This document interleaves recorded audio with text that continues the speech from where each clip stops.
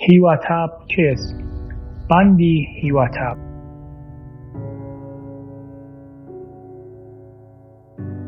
ڕۆڵی باندی هیواتاب، دارودەستەی هیواتاب لە مەریوان. هیواتاب هاوکاری ئەحزابی منتەسەب بە کورد.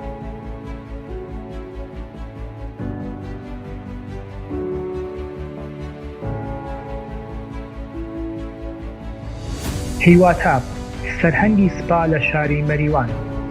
هیواتاب کوڕی عەبدوڵڵابەگ لە دایکبووی ساڵی 1348 هەتاوی لە گوندی وڵجێر سەر بە مەریوان بوو. هیواتاب دەستی لە کوشتنی خەڵکێکی زۆر و ئازارێکی فرە بە خەڵکی بووە. هیواتاب لە ساڵی 1383 هەتاوی کرا بە سەرۆکی ئیتلاعاتی ناوچەی مەریوان. لە دوای دروستبوونی پارتێک بە ناوی پەژاک، باندی هیواتاب مەئموریەتی پەیا کرد لە فاسدکردن و کوشتنی خەڵکی مەریوان و دەوروبەری و هەروەها قەرەجەکان کە لە درێژەی ڤیدیۆکە باسی ئەکەین. ڕۆڵی هیواتاب و دارودەستەی هیواتاب کە لەلایەن سوپای پاسداران بە هاوکاری میتی تورکیە پێیان سپێدرابوو، کریدیتدان و مەشروعیەت بەخشین بە ئەحزابی منتەسەب و لەکێنراو بە کورد بوو، وەکو حیزبی پێژاک پەکەکە.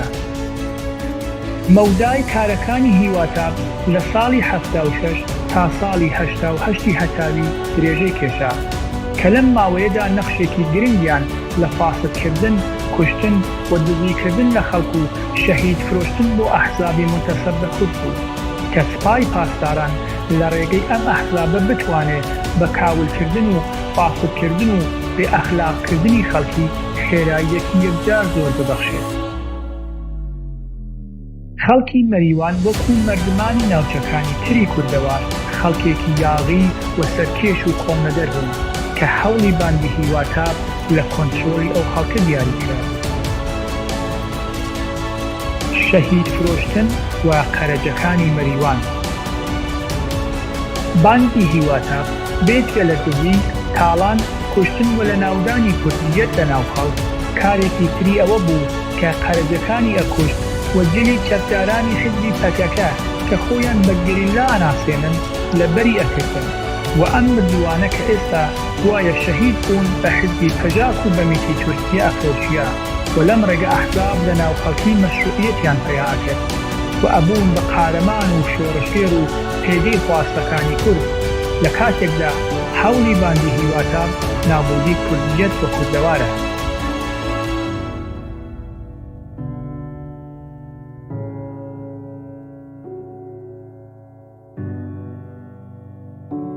لە کۆتایی لە ساڵی 1388 هەتاوی و لە پاییزی ئەو ساڵ هیواتاب و باندەکەی دەستگیر کران و لە دادگایەک لە تاران حوکمی سێدارەیان بۆ دەرچوو و دەست بەجێ هەر لەو مانگە ئیعدام کران. ئەمە وتەی دەستگا هەواڵگێرەکانی دەوڵەتی ئێرانی بوو لە کاتێکدا دیار نییە ئیعدام کراون یانە. هیچ تەرمێک لەوان نەبینرا و حتا وردەکاریەکانی پەروەندەی هیواتاب ئاشکرا نەکرا.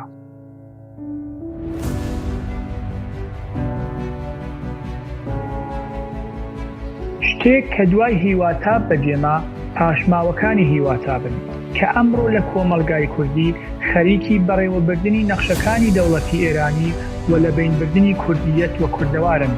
چەند نمونە لەم کەسانە کە پاشماوەکانی باندی هیواتابن بریتین لە لوقمانی تاریک، تەییبی ڕەحیمی، عەباسی یەگانە و دەوروبەریەکانی.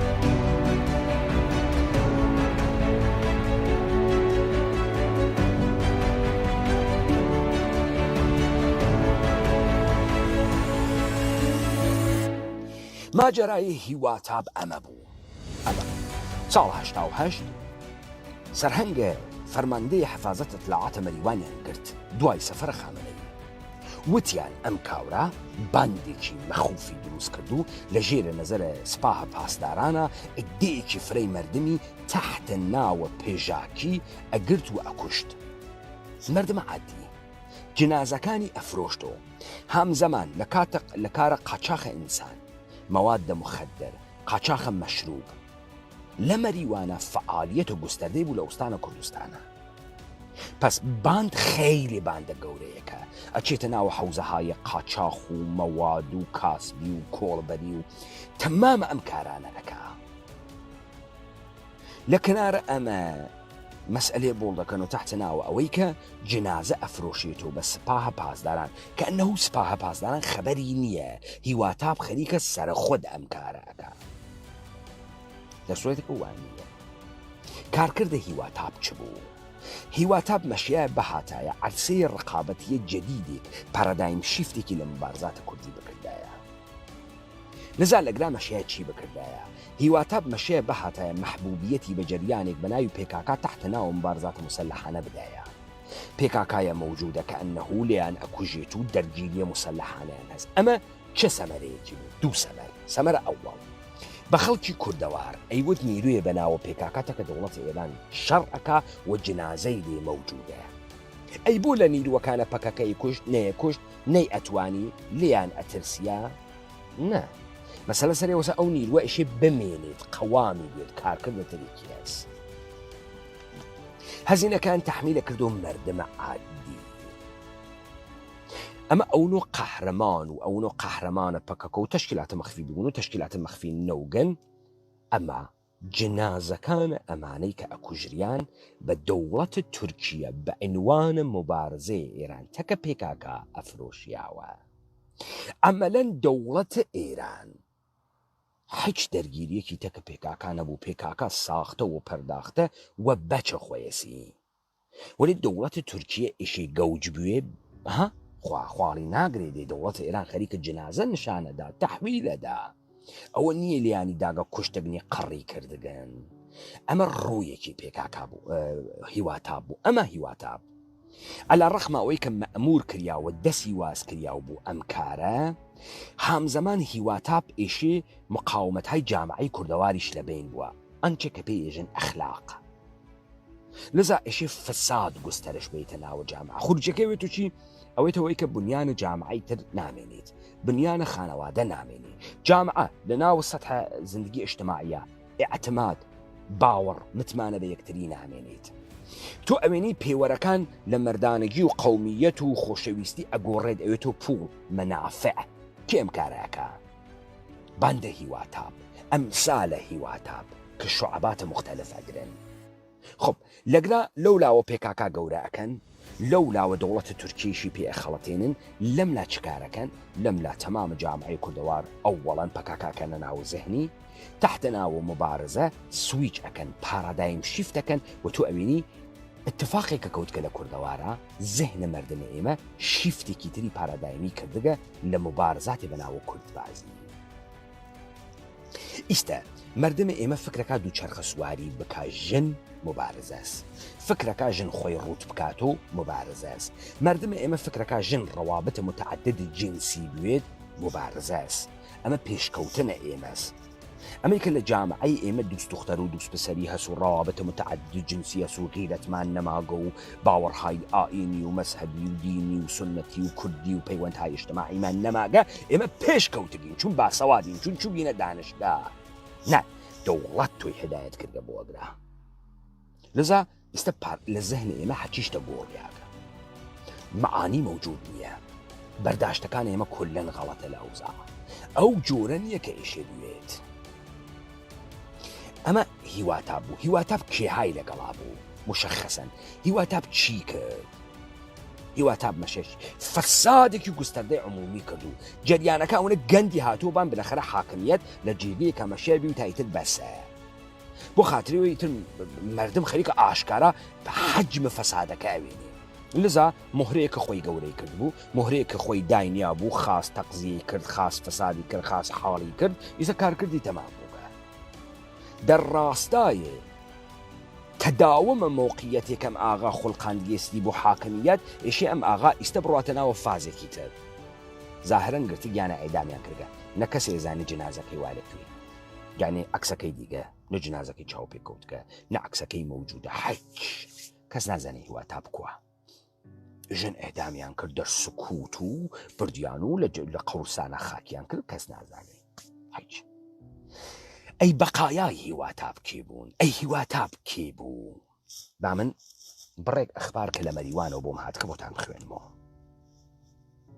من کۆدوار ئەم ئەخبارانە ئەخوێنم و با بچێت چون حەجمەکەی فرەفرە بوو. با تێنجام بەندیانەکەوە. لەم کەسانەی کە تەکە هیواتا بە ئرتباتیان بووگە لوقمانە تاریکە. تەیب ڕەحیمیە، کوڕم منسوور ڕەحیمی، برای هیوای ڕەحیمی، تەیبە خۆسا منسوور. لەناوە ئەم حەڵقە عەباسە یەگانەس، ئەترافیانە عەباسە یەگانن. داستان خەیلی عەزیمترە. ئەم باندێشەی دەریخی چکارە بووگن. بزانی کی بووگن ئەم ساختارە دانلیاگە، ئەم سیستەمە دانلیاگە و تەمامە جامعی کوردەواریان موردە حملە قەرارداگە لە پەیوەندهای ئیجتیماعی، لە جەهانە کوردی، لە زیستە ئیجتیماعیە مردم حملەیان قەرارداگە نابودی بکەن تا بەدەن و فیزیکە ئینسانە کوردی، تا فەسادە عەقڵە ئینسانە کوردی. خۆ ئێمە لەو ئەخبارانەی کە لە مەریوان بەدەسە ئێمە گەیگن ئێمە ئەمانە ئەخوێنینەوە. ئەم ئەخبارە مردم فکرەکە بەحسە فەسادە و پولی هەسوو دزی کردگە و ڕانتی هەسوو نە. داستان ئەمە نییە کە کاورە دزی کردگە دزی نەکردگە دزی ئەکان نایکە یا فاحشەس یا فاحشە نیە یا دایکی فاحشەس خۆشکی فاحشەس. ئەمە مهم نییە. ئەم مەسالە ئەخلاقی نییە. کارکرد ئەمانە بۆ حاکمیەت چییە؟ تەبیعەتەن حاکمیەت وەختی کەسێک ئەوە گەورەیە کات و زلیە کاتۆ وای پێژێژی خۆشکەکە بکە فاحشە تا فاحشەکی بێرێتە ناوی مەریوان. تەبیعەتەن ئەم پیاگە نەغیرەتی هەز نە کرامەتی هەز نە گەورەیە. ئەم پیاگە مەأموورە دەست دەوڵەتە، کاری ئەمە سەم کارانە بکات. لەذا تۆ مەسەڵەن بە کابرابێژی وەڵا خۆشکە فاحشەست بۆی مهم نییە. هەست خواست کچی مەسەڵەن ئەو هات دوای ئەمە ئەو موافق بووگە فاحشەگی بە سوورەتە نۆرم ئادیۆ بکاتەوە جێ بخات، توانێت کێسی موافق بووگە. لە وەها بەستەری هاتکنە دەرەوە هەمچین کەسانێکن و مردم وا ئەیان ناسێ تا بزان خەریکی چی بن. شاید مردم فکر بکە ئەمە مەسەلەی پوڵە و فەسادە و نە، ئەم فەسادە هدایەت شدەست. دلیلی هەست کە ئەکاورایشی کارە وا بکە، فەسادە وا بکە، چون ئەم فەسادە تەبعاتە ئیجتیماعی دروستەکە. کورد ئەخەسێنێ، جەهانە کوردی ئەخەسێنێ. پیاوێکی کورد ناوێت و پیاوێکی قارەمانی دڵاوەر، ئەوێت و دانێ ڕاندخوەرە، فاسدە، کۆڵبەرە، مەشروب فرۆش و حەج بنەمایەکی بۆ نامێنێتەوە.